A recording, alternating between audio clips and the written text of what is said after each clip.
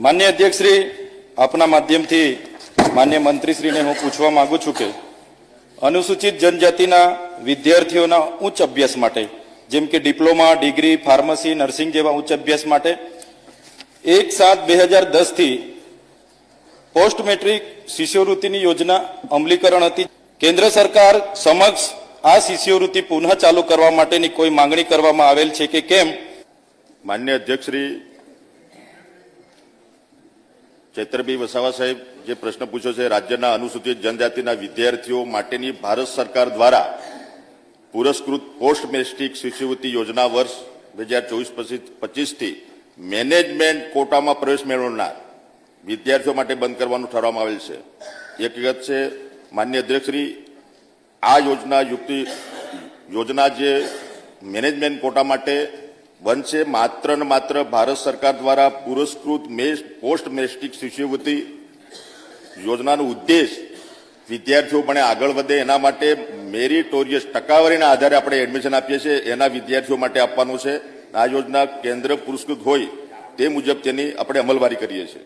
માન્ય અધ્યક્ષશ્રી, એનાથી આગળ વધીને મારે આજે મેનેજમેન્ટ કોટા અને સરકારી કોટા માન્ય સભ્યશ્રી મને મળ્યા હતા 20 દિવસ પહેલા, આ બધો જ ડિટેલ મેં એમને આપ્યો છે, છતાં એમનો હું અભિનંદન પાઠવું છું કે એમને આ પ્રશ્ન ગૃહમાં મૂક્યો છે એટલે તમામ મારા આદિવાસી સમાજના આગેવાનો, ગૃહના તમામ સભ્યોને આ બાબતથી વાકેફ થાય।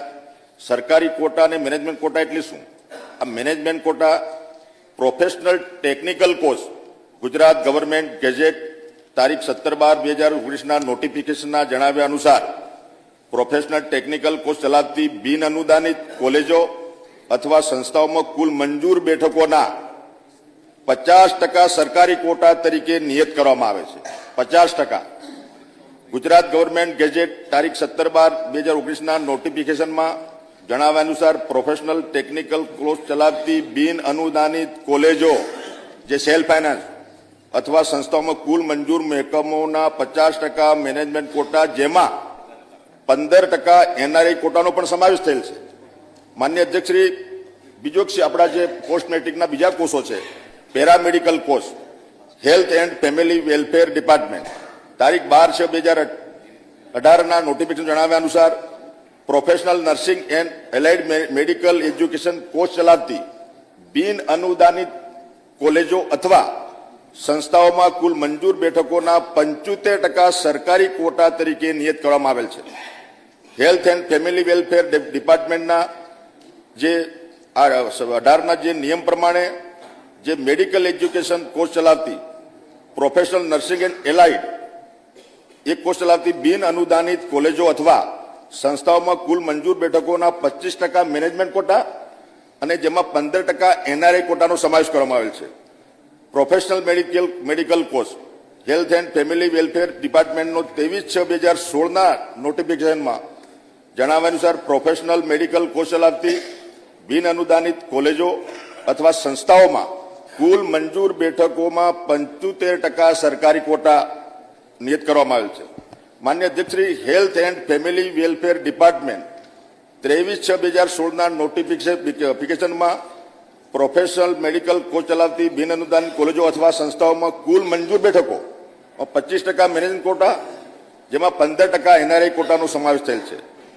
સ્વનિર્ભર સંસ્થાઓમાં ચાલતા પ્રોફેશનલ ટેકનિકલ અને મેડિકલ પેરામેડિકલ કોર્સમાં ફી રેગ્યુલેટરી કમિટી એફઆરસી દ્વારા સરકારી સીટ, માન્ય ચૈત્રભાઈ વસાવાજી, સરકારી સીટ, મેનેજમેન્ટ સીટ અને એનઆરઆઈ સીટની અલગ અલગ ફી નિયત કરવામાં આવે છે। માન્ય અધ્યક્ષશ્રી, સાથે સાથે પ્રવેશ સમિતિ દ્વારા આપણી જે પ્રવેશ સમિતિ છે એ પ્રવેશ સમિતિ દ્વારા પ્રોફેશનલ ટેકનિકલ, મેડિકલ અને પેરામેડિકલ જે તે કોર્સમાં સરકારી સીટ અને મેનેજમેન્ટ સીટ નિયત થયેલ છે, જે બીટેક 50% સરકારી સીટ, 50% મેનેજમેન્ટ સીટ અને 15% NRI seat. The Gujarat professional nursing and allied medical એજ્યુકેશનમાં 75% આપણી ગવર્મેન્ટ સીટો છે અને 25% મેનેજમેન્ટ સીટો છે અને એમાં 15% એનઆરઆઈ સીટો છે। Diploma engineering 50% government, 50% management quota અને 15% એનઆરઆઈ સીટો છે। Gujarat professional medical education course MBBS, BDS, BPT, BAMS, BHMS અને BSc નર્સિંગ એમાં 75% સરકારી કોટા છે અને 25% મેનેજમેન્ટ કોટા છે. આ રીતે આપણે જે સરકારી કોટામાં આપણે જે વિદ્યાર્થીઓ એડમિટ છે એમાં તમામને 100% આપણે ફ્રીશીપ કાર્ડના માધ્યમથી શિષ્યવૃત્તિ આપવામાં આવે છે. दोस्तों चैनल को लाइक कीजिए, शेयर कीजिए और सब्सक्राइब कीजिए चैनल पर नए हो तो.